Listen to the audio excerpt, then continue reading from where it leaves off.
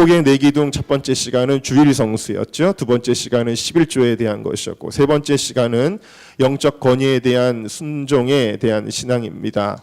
특별히 영적 권위는 목회자에 대한 것만 다뤘습니다만 부모에 대해서도 중요한데, 이 부모님에 대한 것은 또 가정의 달이 곧 돌아오면 말씀을 전하기 때문에 생략하고요. 네 번째 기둥은 성결한 삶에 대한 것입니다. 여러분, 책상의 다리가 네 개가 다 온전히 서 있을 때에 그 책상이 기능을 할 수 있는 것처럼 여러분들이 이 축복의 네 기둥을 온전히 세우는 여러분들 모두가 다 되시기를 주님의 이름으로 축원합니다. 오늘 네 번째 시간 제목을 이렇게 잡았습니다. 함께 따라할까요? 깨끗한 그릇, 축복의 사람. 여러분, 예수님을 만나면 반드시 변화되게 되어져 있습니다. 우리가 사람을 만나도 변화되는 거예요. 공부를 잘하는 아이를 만나면 나도 공부를 열심히 하게 되죠. 운동을 좋아하는 아이를 만나면 나도 운동을 열심히 하는 거예요. 깡패를 만나면 나도 욕하고 은어 쓰게 되는 거죠. 여러분, 사람을 누구를 만나냐도 굉장히 중요한데 하나님을 만난다고 하는데 우리가 변화되지 않는다. 그것은 있을 수 없는 일입니다. 여러분, 주님을 만나면 변화되는데 특별히 어떻게 변화되냐면 깨끗해지는 것입니다.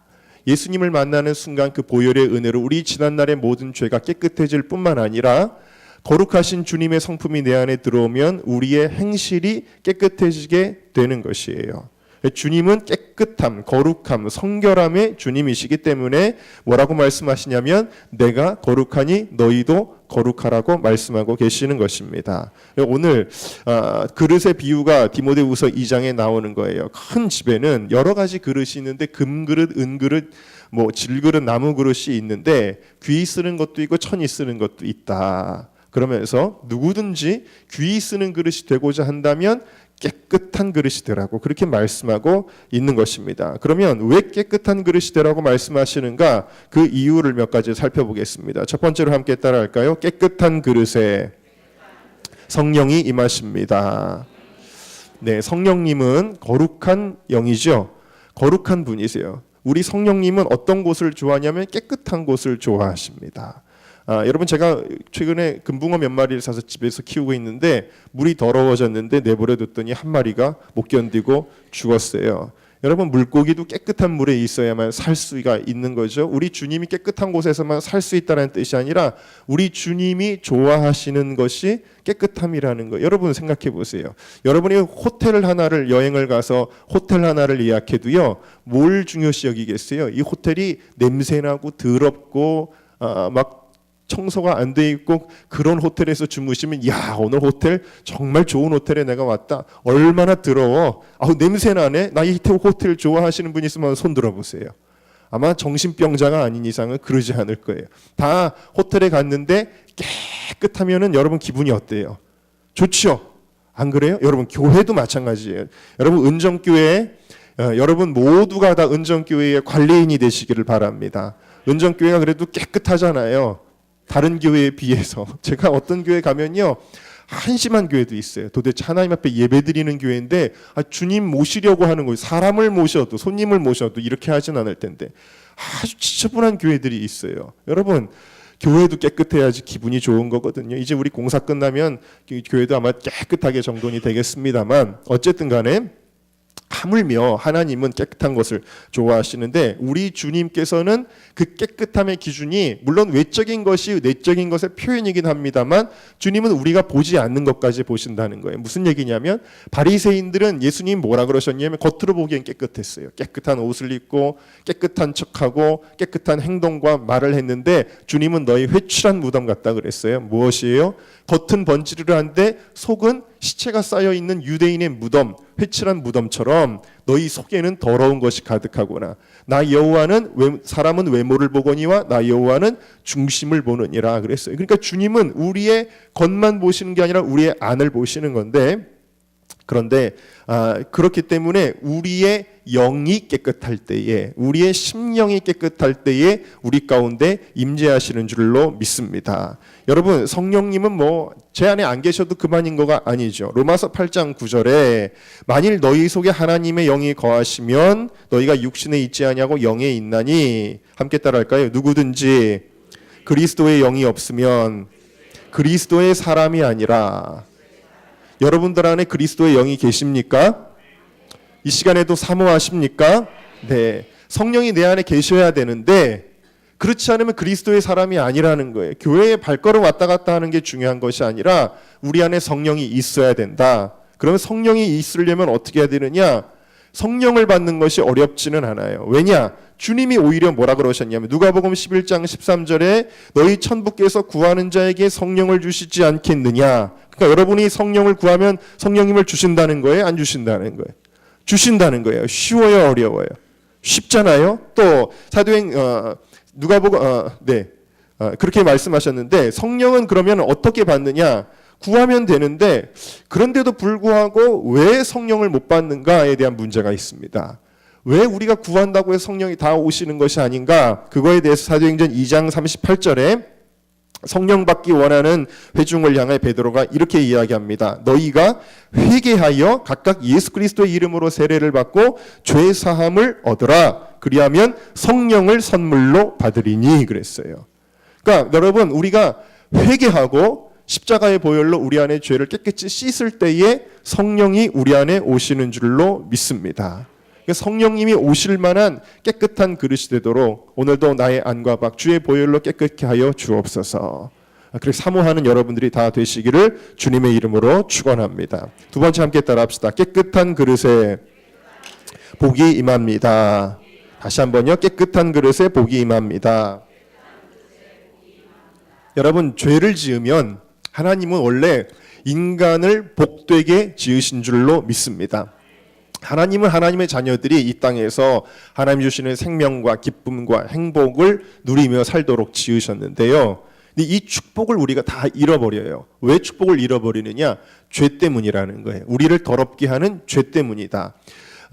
야곱의 첫 번째 아들이었던 르우벤은요 어떤 사람이었냐면 이렇게 이야기합니다. 창세기 49장에 보니까 르우벤아 너는 내 장자요 나의 능력이요 나의 기력의 시작이라. 위강이 초등하고 권능이 탁월하도마는 무슨 얘기냐면 장자로 태어났을 뿐더러 아주 능력도 있고 권능도 있고 아주 대단하게 태어났다라는 거예요. 자, 그런데 그 다음에 물의 끓음 같았은즉 이게 뭐예요?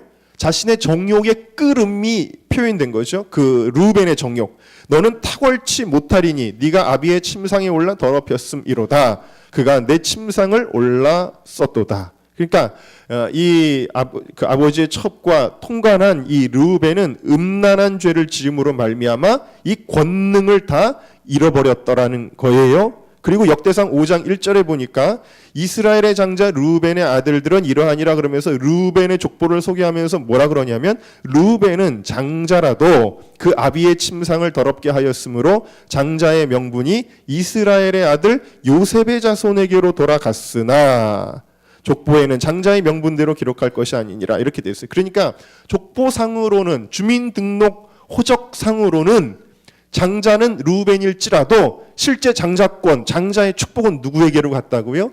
요셉에게로 갔다라는 거예요.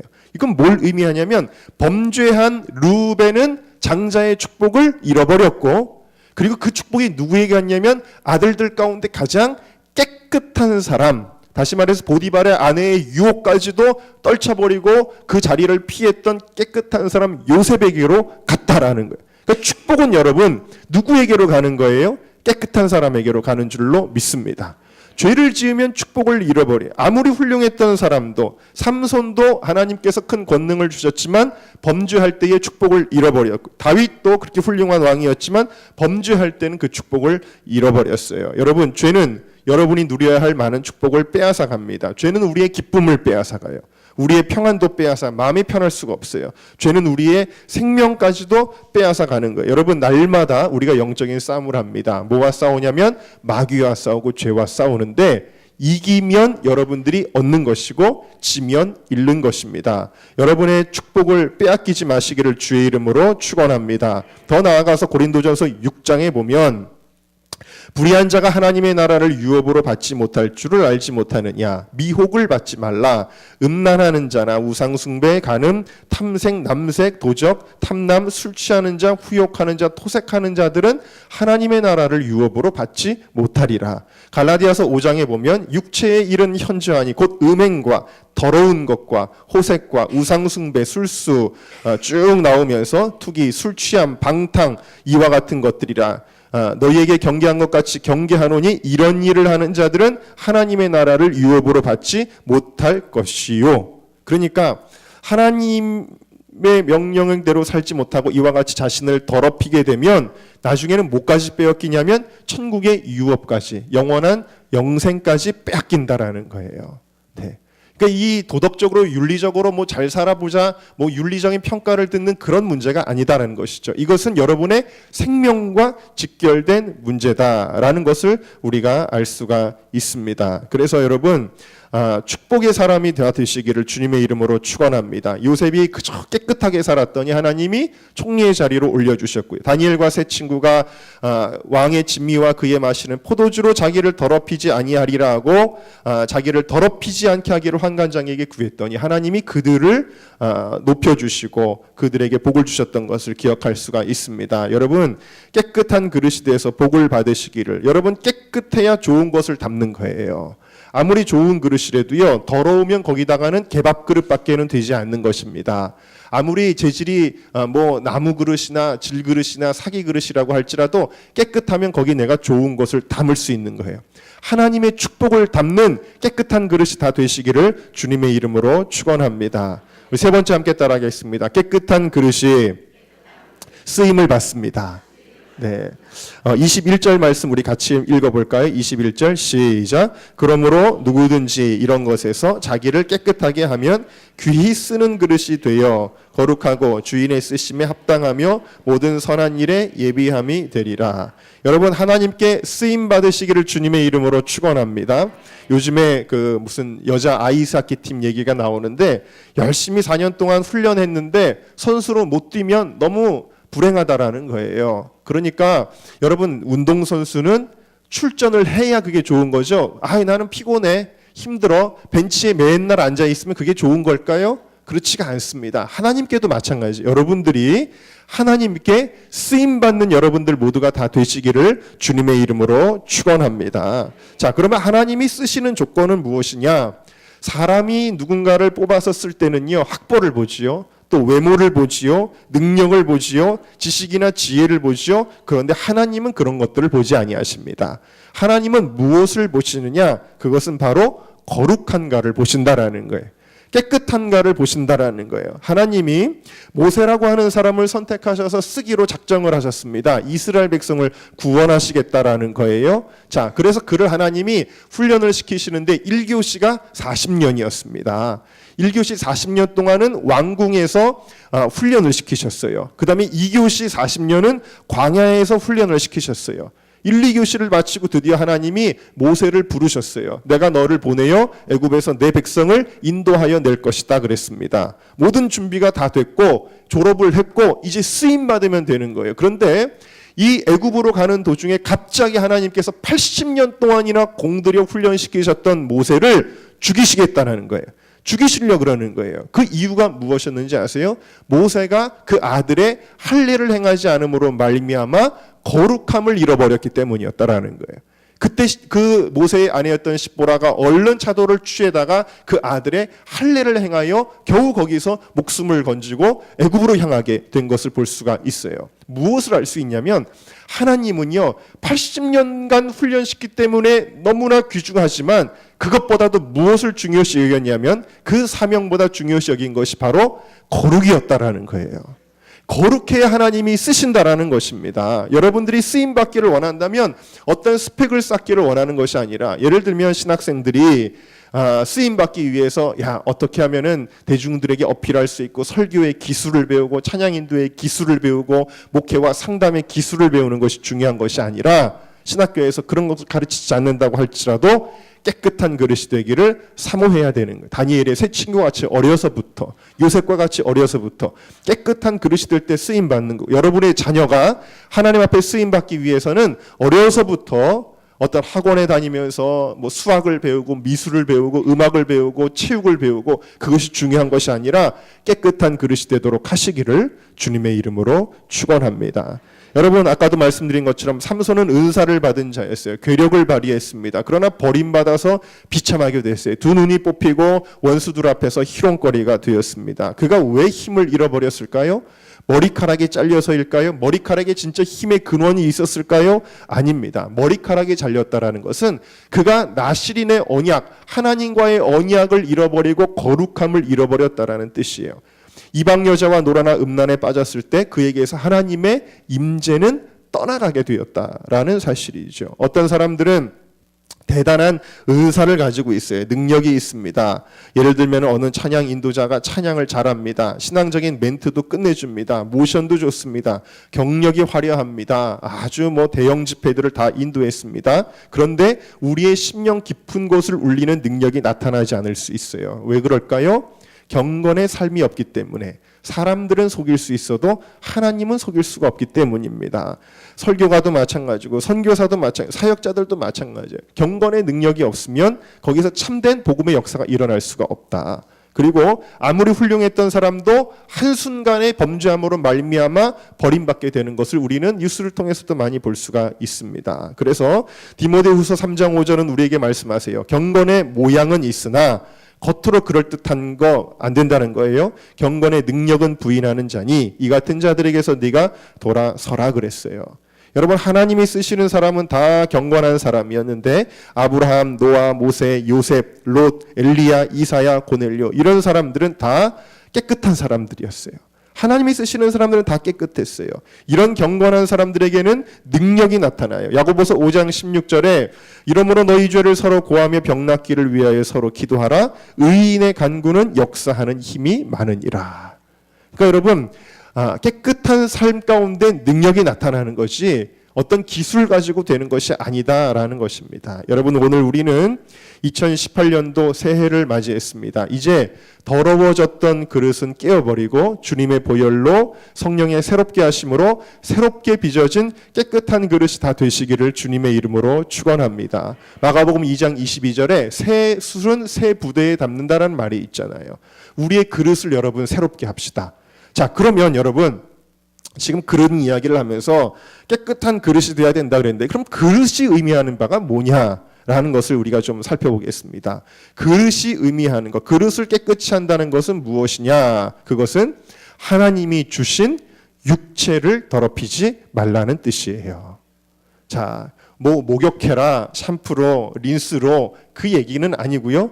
하나님이 주신 육체를 더럽히지 말라는 의미를 좀 설명하겠습니다. 자, 그릇이라고 하는 거는 뭐죠? 그릇은 용도가 뭐죠? 지금 여기 컵이 있어요. 컵도 일종의 그릇입니다. 이 컵은 지금 뭐 하기 위해서 있는 거죠? 물을 담기 위해서 있는 것이죠. 자, 물을 담기 위해서 있는 것이 그릇입니다. 하나님께서 우리에게 그릇을 깨끗이 하라고 하신 이유가 있어요. 여러분 우리의 진짜 자아, 우리의 본질은 뭘까요? 저희 아버님이 얼마 전에 소천하셨을 때 그 장례를 지냈습니다. 저희 아버님 시신이 땅에 묻히셨죠. 그때 저희가 어머니에게 이렇게 말씀드렸습니다. 엄마, 저거는 아무것도 아니야. 아버지가 옷 벗어놓고 가신 거야. 그러니까 저거는 신경 쓸 필요 없어라고 이야기를 했습니다. 실제로 그래요, 여러분. 여러분 육신은요 껍데기에 불과한 거지 내가 아니에요. 이것은 옷이에요, 옷. 그러면 우리의 진짜는 뭐예요? 우리의 영혼이에요. 우리의 영혼이 진짜예요. 눈에 보이지 않아도 이게 진짜예요, 여러분. 이게 진짜인데 이 진짜라고 할지라도 이 영혼이 귀중하지만 귀중한 것도 무언가에 담아놓는 거예요. 그게 뭐냐? 바로 우리의 육체다라는 사실이죠. 자, 그러면 이 육체는 그냥 껍데기고 담아놓는 것에 불과하니까 중요하지 않은가요? 그렇지 않습니다. 여러분 이곳이 어디냐면 이곳은 어디예요? 성전입니다. 성전은 중요합니다. 왜냐? 성령님이 임재하시는 곳이기 때문이에요. 네, 성전은 중요해요. 성령님이 중요하시면 그곳을 담는 그릇이 되는 이 성전도 중요한 것이죠. 자, 그래서 고린도전서 3장 16절에서 17절에 너희가 하나님의 성전인 것과 하나님의 성령이 너희 안에 거하시는 것을 알지 못하는요. 자꾸 잊고 산다는 거예요. 누구든지 하나님의 성전을 더럽히면 하나님이 그 사람을 멸하시리라. 하나님의 성전은 거룩하니 너희도 그러하니라. 지금 성전도 중요하다는 거예요. 성전을 더럽히면 하나님이 멸하시겠다라는 거예요. 그러면서 너희도 마찬가지로 성전이다. 왜? 우리 한 사람 한 사람도 아까 말씀드린 것처럼 성령을 우리 안에 모시고 있기 때문입니다. 그러니까 그릇이 이미 의미하는 건 우리의 육체인데 바로 귀한 성령님을 모시고 있는 그릇이다라는 사실이에요. 자, 그러면 이 성전을 더럽히는 두 가지 죄에 대해서, 더럽히지 말라 그랬는데 두 가지 죄에 대해서 많은 것들이 있겠습니다만 오늘 두 가지를 좀 나누고자 합니다. 음자로 시작하는 두 가지 단어예요. 첫 번째로는 음행을 하지 말아야 됩니다. 음행은 우리의 그릇을 더럽히는 것입니다. 자, 우리가 생각으로도 범죄할 수가 있지만 마음으로도 범죄할 수, 입술로도 범죄할 수 있는데 특별히 우리가 몸으로 짓는 죄에 대하여 음행이라고 성경은 이야기하고 있는 거예요. 그리고 고린도전서 6장 18절에 음행을 피하라. 사람이 범하는 죄마다 몸 밖에 있거니와 밖에서 이루어져요, 죄가. 근데 음행하는 자는 자기 몸에게 죄를 범하느니라. 이건 뭐예요? 내 몸에 죄를 범한다는 것은 성전을 더럽히는 것이고 이거 하나님께 대하여 직접적인 죄를 짓는다라고 경고하고 있는 거예요. 고린도전서 6장 16절에 보면 몸은 음란을 위하지 않고 오직 주를 위하며 주는 몸을 위하시느니라 그랬어요.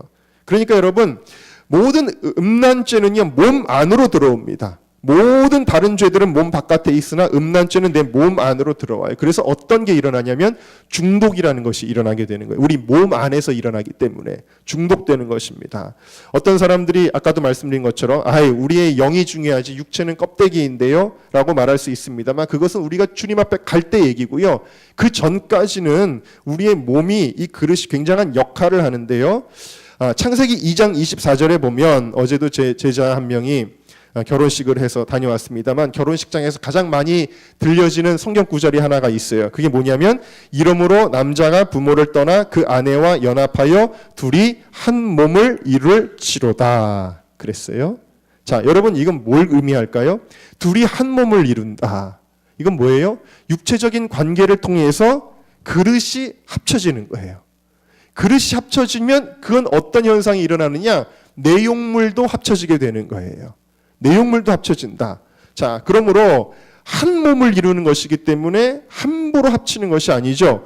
고린도전서 6장 16절을 보면 창기와 합하는 자는 저와 한 몸인 줄을 알지 못하느냐 일러스되 둘이 한 육체가 된다 하셨나니 그랬어요.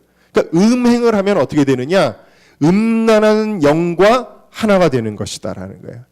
음란한 영과 연합되는 것이다 라는 것입니다. 여러분 원래 성은 부부 사이에서 남편과 아내 사이에서 연합을 이루고 즐거움을 나누는 도구인데 그 테두리를 벗어난 상대와 목적은 이것은 다 엉뚱한 합쳐짐이 된다라는 거예요. 그것은 죄가 된다. 그래서 혼인관계가 아닌 모든 다른 관계는 다 간음이 되는 것입니다. 그래서 이 간음을 하면 이것을 가리켜 성경은 더럽힌다 이런 식으로 표현을 해요. 모든 사람은 히브리서 13장 모든 사람은 혼인을 귀히 여기고 침소를 더럽히지 않게 하라. 음행하는 자들과 간음하는 자들은 하나님이 심판하시리라 그랬어요.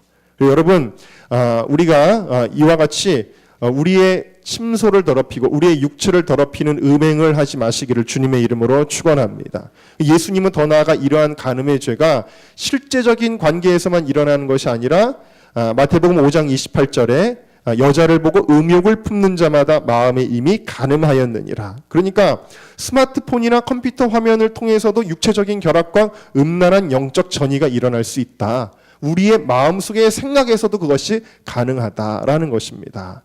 아무튼 여러분 하나님께서 주신 이 거룩한 성전을 깨끗하게 거룩하게 하시기를 주님의 이름으로 축원합니다. 두 번째로 음주에 대해서 말씀을 드리겠습니다. 음주에 대해서는 참 많은 논쟁들이 있죠. 인터넷에도 보면은 이렇게 말하는 사람 저렇게 말하는 사람 많이 있지만 여러분들이 어떤 사람의 말의 기준을 삼지 마시고 혹은 어떤 신학자들의 말의 기준을 삼지 마시고 하나님의 말씀의 기준을 두시기를 주님의 이름으로 축원합니다. 성경에서 술에 대한 많은 말씀들이 있는데 술에 대해서 그럼 어떤 입장을 취하고 있는지 성경의 구절들을 몇 가지를 읽어드립니다. 잠언 20장 1절에 포도주는 거만케 하는 것이요 독주는 떠들게 하는 것이라 무릇 이에 미혹되는 자에게는 지혜가 없느니라. 잠언 23장에 술을 즐겨하는 자와 고기를 탐하는 자로 더불어 사귀지 말라. 술 취하고 탐식하는 자는 가난하여질 것이요. 잠언 23장에 재앙이 네게 있느뇨 근심이 네게 있느뇨 분쟁이 네게 있느뇨 원망이 네게 있느뇨 까닭없는 창상이 상처죠 네게 있느뇨 붉은 눈이 네게 있느뇨 술에 잠긴 자에게 있고 혼합한 술을 구하러 다니는 자에게 있느니라. 포도주는 붉고 잔에서 번쩍이며 순하게 내려가나니 너는 그것을 보지도 말지어다. 그러면서 계속해서 여러 가지 말씀들이 나오고 있어요. 하박국 2장에 이웃에게 술을 마시우되 자기의 분노를 더하여 그로 축해하고 그 하체를 드러내려 하는 자에게 화 있을진저. 이 화 있을진저라는 표현은 예수님께서 바리새인들에게만 사용하셨던 아주 최고의 분노의 표현이시고요. 저주의 표현이신데 이 술과 관련돼서는 화 있을진저라는 표현이 많이 나와요. 또 이사야 5장에도 보니까 아침에 일찍 일어나 독주를 따라가며 밤이 깊도록 머물러 포도주에 취하는 그들은 화 있을진저. 이사야 5장 22절에 포도주를 마시기에 용감하며 독주를 빚기에 유력한 그들은 화 있을진저. 그랬어요. 여러분, 주님께서 화 있다 그러는데 내가 그것을 안 당한다? 그것은 있을 수 없는 일이에요. 그러니까 성경은 이와 같이 계속해서 부정적인 입장을 술에 대하여 취하고 있는 걸 볼 수가 있고, 베드로전서 4장 3절 너희가 음란과 정욕과 술 취함과 방탕과 우상 숭배를 하여 이방인의 뜻을 쫓아 행한 것이 지나간 때가 족하도다 그랬어요. 무슨 얘기예요? 술 취하는 거 지나간 때, 예수님 믿기 전에가 족한 줄로 여기시기를 바랍니다. 여러분, 예수 믿으면서도 홀짝홀짝 한 잔 두 잔씩, 심지어는 예수 믿는 사람들끼리도 모여가지고 술잔 돌리고 그러면 여러분 안 돼요. 하나님이 보시잖아요. 여러분, 목회자가 보지 않는다고 해서 괜찮은다고 생각하시면 안 된다라는 거예요. 하나님을 여러분 경외하십니까? 하나님을 두려워하십니까? 하나님을 두려워하는 것이 생명의 보응이라 그랬어요, 여러분. 여러분, 그러므로 내가 교인들은 안 보니까, 전도사님은 안 보시니까, 목사님은 모르시니까가 아니에요, 여러분. 교인들끼리도 모여가지고 술 먹고 그러면 화 있을진저에 이것이 임하게 된다라는 거예요. 누가복음 21장 34절에 너희는 스스로 조심하라. 그렇지 않으면 방탕함과 술 취함과 생활의 염려로 마음이 둔하여지고 뜻밖의 그날이 덫과 같이 너희에게 임하리라. 당장 불벼락에 떨어지는 건 아니지만 뜻밖의 그날이 갑자기 오게 된다라는 거예요. 고린도전서 5장 11절에 이제 내가 너희에게 쓴 것은 만일 어떤 형제라 일컫는 자가 음행하거나 탐남하거나 우상숭배하거나 후욕하거나 술 취하거나 토색하거든 사귀지도 말고 그런 자와는 함께 먹지도 말라 함이라 그랬어요. 아까도 말씀드린 것처럼 고린도전서 6장 또 갈라디아서 5장에 보면 술 취하는 자들은 하나님의 나라를 유업으로 받지 못하리라 그랬어요. 아무리 술에 대해서 긍정적으로 생각해 보려고 해도 성경이 일관적으로 술에 대해서 뭐라고 말씀하시냐면 부정적으로 죄라고 말씀하시는 거예요. 실족시키지만 않으면 됩니다. 취하지만 않으면 됩니다. 여러분, 아스피린 하나를 먹어도요, 그 아스피린 하나이 내 몸에 작동을 하는 거예요. 내가 느끼든 느끼지 못하든 간에. 알코올이 조금 1mg만 들어와도 그것은 내 몸에 작용을 하는 것입니다. 이게 하나님이 기뻐하는 일이 아니라는 거예요. 술 취하지 말라. 그러면 예를 들면 마약에 취하지 말라. 마약엔 취하지만 않으면 되겠네. 우리가 이런 식으로 해석을 해야 될까? 이건 술 먹지 말라는 이야기라는 겁니다. 또한 성경에 보면은 술은 사단이 단골로 사용하는 도구라는 것을 알 수가 있는데, 창세기 9장에 보면 노아처럼 의롭고 훌륭했던 사람도 술 마시고 취해서 벌거벗게 되었고, 결국 그 벌거벗은 일로 인해서 아들을 저주하게 되는 결과까지 나오게 되어졌죠. 창세기 19장에 보면 롯은 의인이라 소돔과 고모라에서 유일하게 구원받았던 사람인데 역시 이 롯도 술로 넘어집니다. 그래가지고 술 취해서 근친상간의 죄를 범하게 된 것을 볼 수가 있고요. 또 레위기 10장에 보면 제사장의 아들들 나답과 아비후, 제사장의 아들들인데도 술 때문에 넘어지는 거예요. 그래서 회막에 들어갈 때에 독주를 마시는 일로 말미암아 하나님이 그 자리에서 나답과 아비후를 죽이셨다라는 거예요. 다니엘 5장에 보면 벨사살 왕이 술에 취해가지고는 경거망동해서 성전에 그릇 가져다가 술 퍼마시다가 그날 밤에 메데메네 네겔 우바르 신 손가락이 나와 그를 저주하고 그가 그날 밤에 죽임을 당하게 되었죠. 이사야 28장 7절에 보니까 유다 사람들도 포도주로 인하여 옆걸음치며 독주로 인하여 비틀거리며 제사장과 선지자도 독주로 인하여 옆걸음치며 포도주에 빠지며 독주로 인하여 비틀거리며 이상을 그릇 풀어 재판할 때 실수한다. 영적 지도자들도 술 먹으니까 엉터리들이 된다라는 이야기예요. 여러분, 목사님들도 술 먹는 목사님들 많이 계시잖아요. 다 엉터리라는 거예요. 성경이 이렇게 이야기하고 있는 겁니다. 여러분, 술 때문에 요즘 화재 사건이 많이 나는데 방화 사건의 80%, 일부러 불내는 거, 일부러 불낸 사건의 80%가 술 취한 상태에서 일어났다는 통계가 있고요. 물에 빠져 죽은 사람의 80%가 술에 취해서 물에 빠졌다고 통계가 있고요. 폭력 사건의 60%가 술 때문에 폭력이 일어났습니다. 자살한 사람의 30%는 술 취한 상태에서 자살했습니다. 여러분, 어찌 술을 긍정적으로 성경이 이야기할 수 있겠느냐라는 거예요. 이렇게 사단에게 쓰임받는데 술 때문에 패가 망신하고 술 때문에 인생을 망치고요. 제가 알래스카에 선교사로 있었는데 이 백인들이 에스키모들이 자기 어떤 높은 이렇게 계몽이 돼서 높은 위치에 일어나는 것을 막기 위해서 그들을 처음에 뭘로 중독시켰냐면 술에다 중독을 시켜버렸습니다. 그래서 지금까지도 에스키모들은요, 주정부에서 많은 돈을 받는데도 그 돈을 술 먹는데 다 써버리고요, 가난하게 살아요. 노숙자들이 다 에스키모예요. 왜 그럴까요? 술 때문에 그렇게 되었다라는 거예요. 이 술이라고, 그래서 겨울에는요, 길거리에서 사람들이 쓰러져서 죽는 노숙자들이 많이 나와서 몇십 년 전까지만 해도 청소차들이 에스키모들을 청소차에 이렇게 싣고 다녔대요. 그 정도로 술 때문에 인생들이 이렇게 죽어가는 거예요. 어찌 술을 하나님이 적당히 마시는 거는 괜찮다라고 이야기할 거예요. 근데 늘 고민되는 거, 저에게도 고민되는 것이 있었어요. 그게 뭐냐면 술이 이렇게 나쁜데, 그런데 왜 예수님은 처음 기적을 일으키실 때 물로 포도주를 만드셨을까? 하필이면 또 예수님의 마지막 사건, 십자가 지시기 전에는 왜 예수님이 성찬을 하시는데 포도주를 사용하셨을까? 물론 예수님이 하시는 일이니까 인간이 왈가불가해서는 안 되겠습니다만, 근데 그거에 대한 제가 설교 준비를 하다가 귀중한 정보들을 알게 됐어요.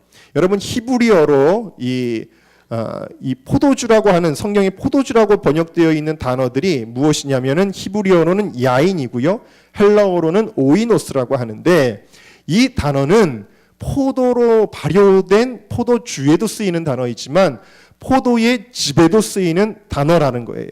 그러니까 포도즙과 포도주에 동일하게 사용됨으로 말미암아 번역상의 오류가 있다라는 이야기죠. 그래서 성경은 분명히 포도즙과 포도주를 구분하고 있는 것을 알게 됐는데, 사도행전 이사야 65장 8절에 보면 여호와께서 이같이 말씀하시되 포도송이에는 즙이 있으므로 혹이 말하기를 그것을 상하지 말라. 이건 발효시키지 말라는 거예요. 거기 복이 있느니라. 발효되지 않은 포도즙에 복이 있다라고 말씀하세요. 나도 내 종들을 위하여 그같이 행하여 다 멸하지. 이런 말씀이 쭉 나옵니다.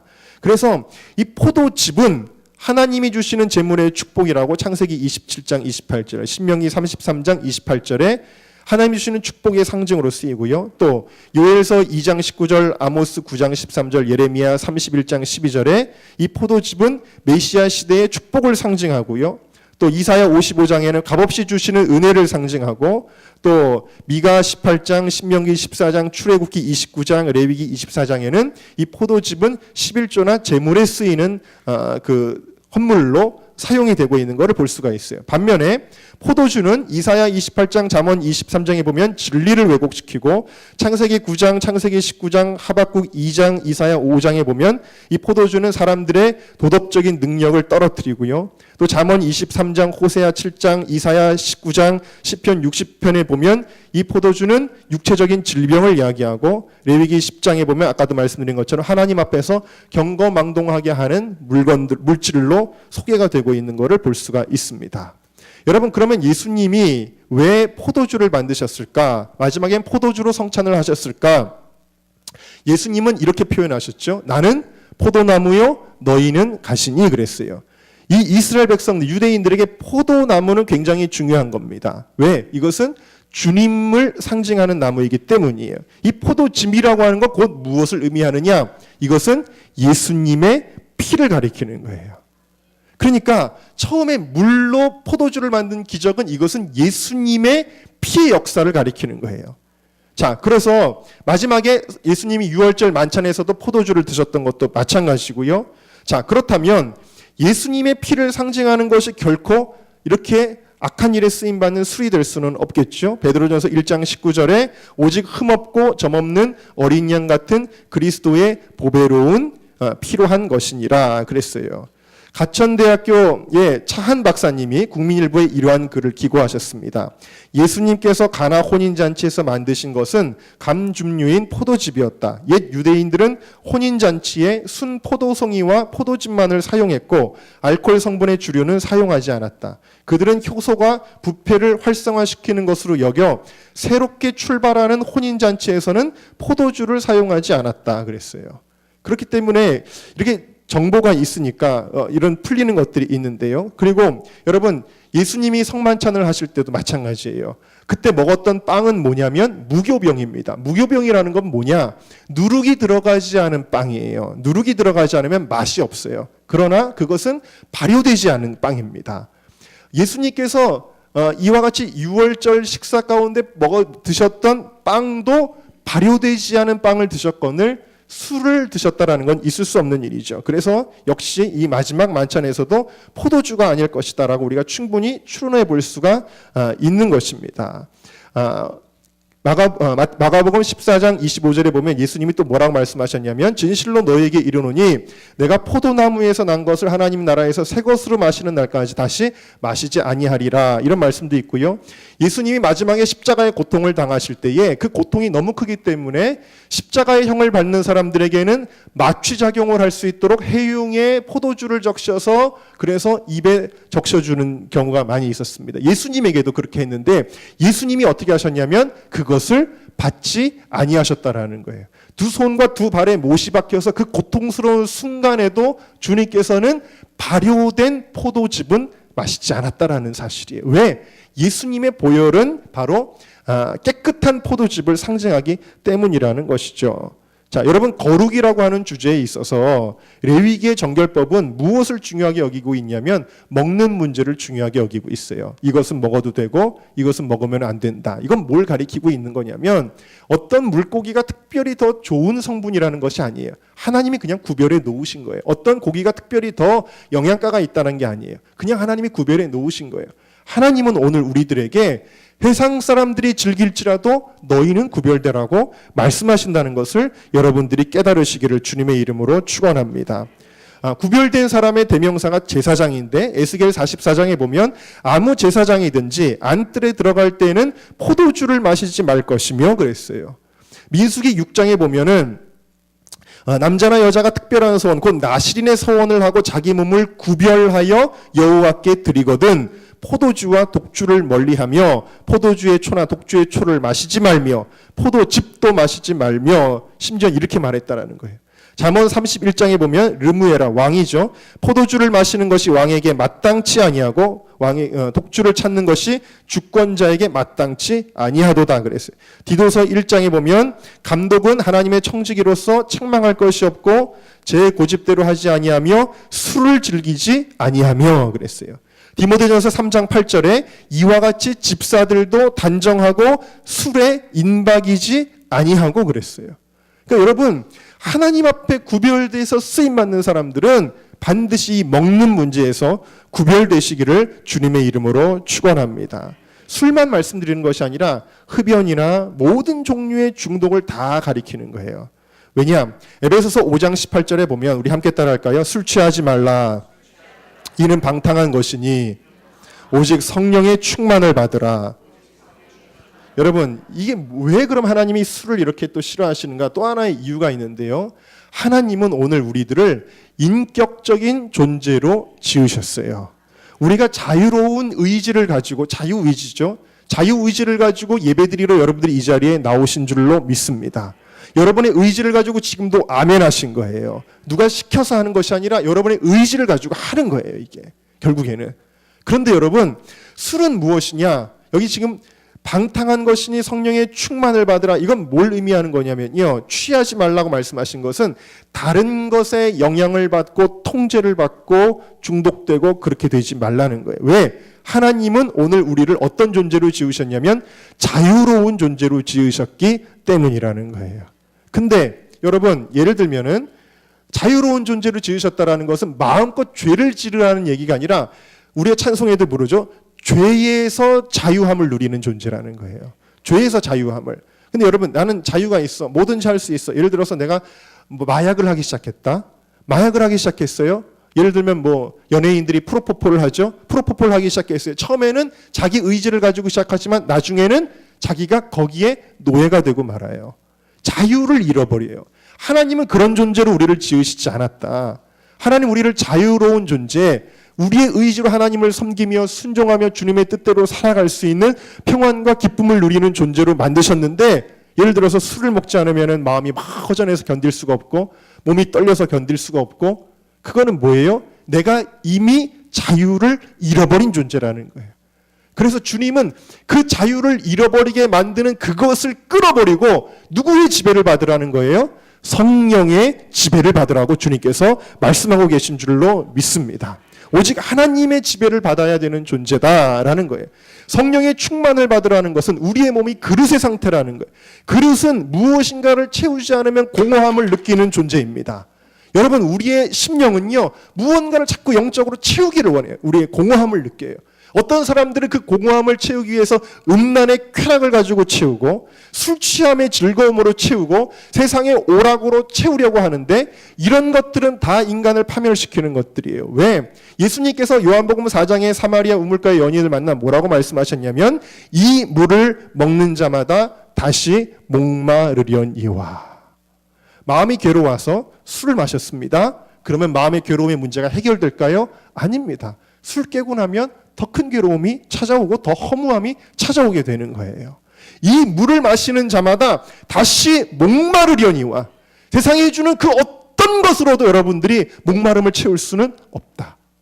오직 뭘로 채울 수 있냐? 내가 주는 물을 먹는 자는 영원히 목마르지 아니하리니 나의 주는 물은 그 속에서 영생하도록 솟아나는 샘물이 되리라. 할렐루야.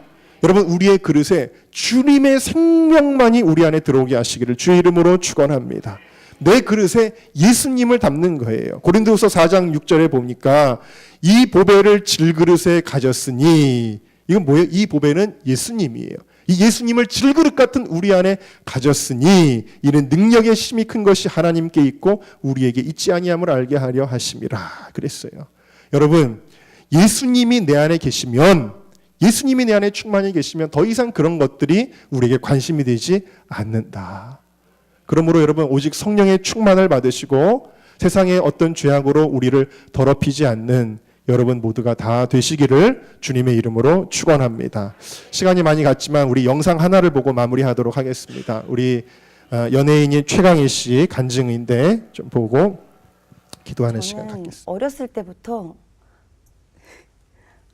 언제 다 살지? 어릴 때부터요? 네, 꿈이 없다고 청소년들 많이 하잖아요. 그렇죠. 네, 전 공감해요. 그냥 빨리 이렇게 그래서 오늘 죽나? 내일 죽나? 미남은 방구를 찍을 때 지금 돌이켜보니까 그게 우울증이에요. 되게 밝아요, 막 사람들한테. 팬다고 심한 거죠. 그리고 정말로 안녕 안녕 문 딱 닫으면 그냥 딱 닫으면서부터 눈물이 나고 불도 안 켜고, 그래서 밥도 이렇게 뭐 먹을래? 그러면 나는 혼자 먹을래. 나는 시켜줘. 그래서 사람들이랑 먹으면 체하고, 그래서 짜장면 같은 거 막 먹으면서 정말 한 입 딱 먹으면 눈물이 확. 자존감이 너무 낮은데 내까짓 게 막 이런 게 되게 심했어요. 저 막 이거 어떻게 보일래나? 예. 막 자해 같은 것도 하고 그랬어요. 자존감이 되게 낮았는데 제 피가 또 어떤 사람은 살아나고 그러니까 그냥 가는 거예요. 헌혈의 집에. 골수 기증하고 사람들이 막 넌 어떻게 그런 일을 했니? 그럴수록 저는 살기 힘들어졌어요. 속은 더 기쁨은 없고 그냥 세상에 생각해 보세요. 천사가 봉지에 술을 담아갖고 덜덜 떨면서 문 닫고 막 울고 손을 덜덜 떨면서 뭐라도 끊고 내가 좀 괜찮은 사람이고 싶은데 금연 금주 막 하루도 못 해요. 예배 내용은 기억이 안 나는데 예배가 끝나고 기도를 하는데 사람들이 엄청 뜨겁게 통성으로 기도를 하는 거예요. 네. 근데 제가 갑자기 눈물이 팍 터진 거예요. 그래서 이랬어요. 살려주세요. 살려주세요. 근데 그게 진짜였어요. 자존심이 확 고백이었군요. 내려가서 살려주세요. 근데 그게 잘 도착한 것 같아요. 그렇게 작게 신음했는데도 불구하고. 네. 그렇죠. 그러고 제가 그렇게 얘기했던 것 같아요. 속으로. 기도를 했는지 모르겠어요. 저는 의지 박약인 거 아시죠? 의지 박약이잖아요. 이렇게 만드셨잖아요. 아무것도 끊을 수 없고 나는 이렇다고. 도와주세요. 했는데 일단 이 정도로 했어요. 제가 못 끊는 건 아니까 그런 생각을 해본 거예요. 몇 번 시도했다가 내가 이게 좋아서 하는 게 아니라 괜히 한다 하면서 담배 같은 경우는 괜히는 안 펴야지. 괜히는 안 필게요. 근데 피고 싶으면 필게요. 술 괜히는 안 먹을게요.